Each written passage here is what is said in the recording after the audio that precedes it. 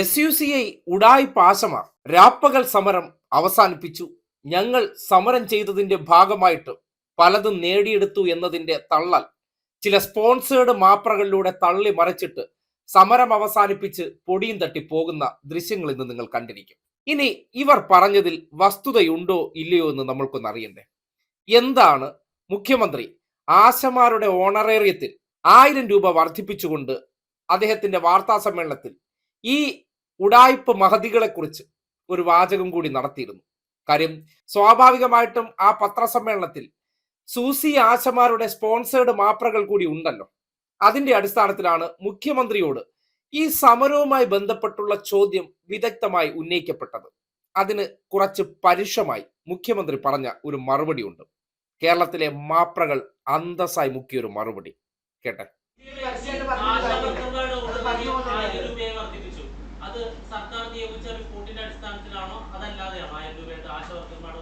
ഇപ്പൊ ഏതായാലും പ്രഖ്യാപിച്ചല്ലോ, ഏതിന്റെ അടിസ്ഥാനത്തിലായാലും അതിരിക്കട്ടെ. അതൊക്കെ അവരെ കാര്യം വെച്ചല്ല ഞാൻ പറയുന്നത്. കേട്ടല്ലോ, അവരെ കാര്യം പരിഗണിച്ചിട്ടൊന്നുമല്ല. ഇത് ഈ നാട്ടിലെ 26,000-ൽ പരം വരുന്ന ആശമാർ, അത് ആശമാരുടെ മാത്രം വേതനമല്ല, അംഗനവാടി ടീച്ചർമാരുടെ വേതനം, ADS, കുടുംബശ്രീ പ്രവർത്തകർ, പാചക തൊഴിലാളികൾ തുടങ്ങി സമൂഹത്തിന്റെ അടിസ്ഥാന തട്ടിൽ നിൽക്കുന്ന മനുഷ്യർക്ക് വേണ്ടിയാണ് ആ പ്രഖ്യാപനം നടത്തിയത്. അതിൽ ഒരു വിഭാഗക്കാരെ പരിഗണിച്ചുകൊണ്ടാണ് നേരത്തെ തെരഞ്ഞെടുപ്പ് വാഗ്ദാനമായി കൊടുത്തിരുന്ന ഒരു വാക്ക് നിറവേറ്റുകയാണ് ചെയ്തത്. അതിനെ ഇപ്പൊ കൊണ്ടുവന്ന് സതീശനും സംഘികളും മൂരികളും ചേർന്ന് സ്പോൺസർ ചെയ്ത് SUCI മിനിയെ കൊണ്ടുവന്ന് കളത്തിലിറക്കി. അതായത് ഇന്ന് വരെ ആശാപ്രവർത്തനം എന്തെന്ന് കണ്ടിട്ടില്ല, മുഴുവൻ പിരിവെടുപ്പും കച്ചവടവും മാത്രമായിട്ട് നടക്കുന്ന മഹതിയെ മുൻനിർത്തി ഒരു നാടകം കളിച്ചതാണ്.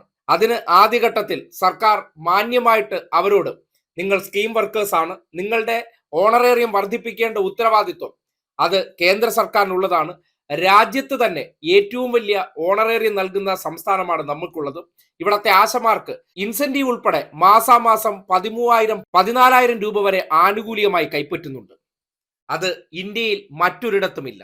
അതിൽ സർക്കാരിന്റെ അപ്പോഴത്തെ ധനസ്ഥിതി വെച്ച് മറ്റൊന്നും ചെയ്യാൻ കഴിയില്ല എന്നിവരെ അറിയിച്ചതാണ്. പക്ഷെ മാറാൻ പറ്റൂ, തെരഞ്ഞെടുപ്പ് കാലമല്ലേ, ദിവസപ്പടി കൊടുത്ത് സതീശൻ ഇരുത്തിയിരിക്കുന്നതല്ലേ, സതീശന് വേണ്ടി സംഘപരിവാറുകാരും സുഡാപ്പികൾ ഉൾപ്പെടെയുള്ളവർ അതിന് ഫണ്ട് ചെയ്യല്ലേ.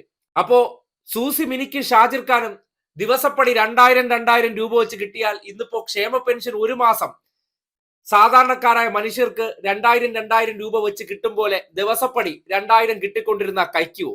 അങ്ങനെ കേരളത്തിലാകമാനം ഈ കൂട്ടുകച്ചവടക്കാരുടെ സ്പോൺസേഡ് കാശിൽ അങ്ങ് ഉല്ലാസ സമരം നടത്തി വരികയായിരുന്നു. ആ ഉല്ലാസ സമരത്തിന് ഈ സർക്കാർ പുല്ലുവില തന്നെയാണ് കൽപ്പിച്ചിരുന്നത്. കേരളത്തിലെ കുറെ സ്പോൺസേഡ് സാംസ്കാരിക നായകരെയും കുറച്ച് മാപ്രകളെ എല്ലാം കൂട്ടുപിടിച്ചുകൊണ്ട് സർക്കാരിനെ സമരം ചെയ്ത് അങ്ങ് വീഴ്ത്തിക്കളയാമെന്നാണ് കരുതിയത്. പുല്ലുവില കൽപ്പിച്ചു. ഒരു തരത്തിലും അതിനോട് അയഞ്ഞു കൊടുക്കാൻ തയ്യാറായില്ല. ഏറ്റവും ഒടുവിൽ അർഹതപ്പെട്ടവർക്ക് സർക്കാർ സമയം എത്തിയപ്പോൾ 1000 രൂപ വർദ്ധിപ്പിച്ചു കൊടുത്തു. അപ്പോ അതിനെ 33 രൂപയെന്ന് ചെറുതാക്കാൻ ശ്രമിക്കുകയാണ്. അർഹതപ്പെട്ടവരുടെ കയ്യിലേക്ക് 1000 രൂപ അവർക്ക് വിലമതിക്കാനാകാത്ത തുക പോലെ ലഭിച്ചിട്ടുണ്ട്. ഇനി 10,000 രൂപ ഇൻസെന്റീവ് ഉൾപ്പെടെ അവർക്ക് ആനുകൂല്യമായി ലഭിക്കും. അവർ അതിൽ സംതൃപ്തരാണ്. കാര്യം അവരുടെ വീട്ടിലെ അടുപ്പ് പുകയുന്നത് ഈ തുക കൊണ്ടാണ്. SUCI മിനിയുടെയും ഷാജിർ ഖാന്റെയും വീട്ടിൽ ദിവസപ്പടിയായി കിട്ടുന്ന 4,000 വെച്ച് ബാങ്ക് അക്കൗണ്ടുകൾ നിറഞ്ഞു തുളുമ്പുമ്പോൾ അതുപോലല്ലോ സാധാരണക്കാരായിട്ടുള്ള യാഥാർത്ഥ്യത്തിലുള്ള ആശമാർ. അവർക്ക് ഈ തൊഴിലെടുത്താലല്ലേ കുടുംബം പോറ്റാൻ പറ്റുള്ളൂ. അവർക്ക് ഇന്ത്യയിൽ ആകമാനം ഒരിടത്തും കൊടുക്കാത്ത തുക ഈ നാട്ടിലെ സർക്കാരിന്റെ ഇച്ഛാശക്തി കൊണ്ട് അവരുടെ കുടുംബങ്ങളിലേക്ക് എത്തുന്നുണ്ട്. അതവർ തിരിച്ചറിയുന്നുണ്ട്. ഇടത് കൈയിലൂടെ ദിവസപ്പടി വാങ്ങി പോക്കറ്റിലിട്ടതിന് ശേഷം വലത് കൈയിലൂടെ തായോ എന്ന് നിലവിളിക്കുന്നവർ കേന്ദ്രത്തിന്റെ അടുത്ത് പോയി ചോദിക്കാൻ ഡൽഹിയിൽ ഒരു ദിവസം പോയിട്ടില്ല. അവിടെ തന്നെ നിങ്ങൾക്ക് തിരിച്ചറിഞ്ഞൂടെ? അവർ കേന്ദ്രത്തിന്റെ സ്കീം വർക്കേഴ്സ് ആയിട്ട് കേരളത്തിനെതിരെ സമരം ചെയ്തിട്ടുണ്ട്.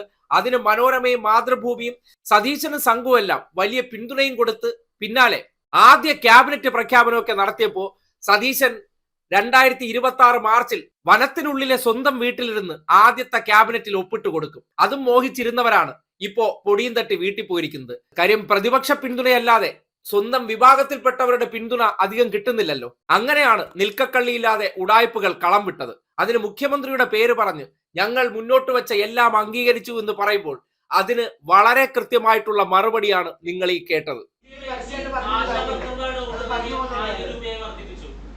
സർക്കാർ നിയോഗിച്ച റിപ്പോർട്ടിന്റെ അടിസ്ഥാനത്തിലാണോ അതല്ലാതെ ഇപ്പം ഏതായാലും പ്രഖ്യാപിച്ചല്ലോ, ഏതിൻ്റെ അടിസ്ഥാനത്തിലായാലും അതിരിക്കട്ടെ.